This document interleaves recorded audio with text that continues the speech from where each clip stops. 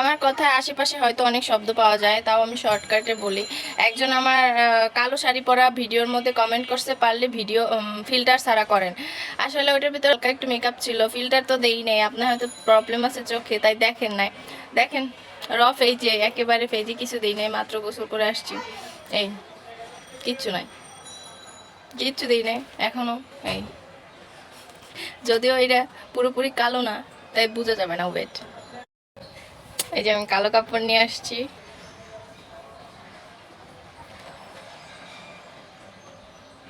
কিচ্ছু নাই, মাত্রই আমি গোসল করে আসছি, কিছু দেই নাই এখনো। ফিল্টার ছাড়া বোঝাই যায়, কারণ আমার যে এখানে একটা ইসের দাগ, পক্সের দাগ এখনো বোঝা যায়। তারপরও টিকটকে একটা স্মুথনেস কাজ করে, কিন্তু আমার ফোনে ওইটা আসে না। আমার ফোনে যেটা দেখে ওইটা রিয়াল।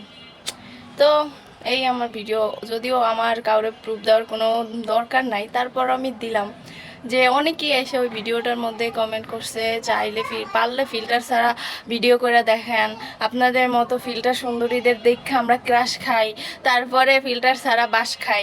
ভাই আমারে ক্রাশ খাইলেও কোনো সমস্যা নাই, না খাইলেও কোনো সমস্যা নাই, কিন্তু জাস্ট আপনাদের কথার কারণে দিলাম, ইগোতে লাগছে এই জন্য আর কি।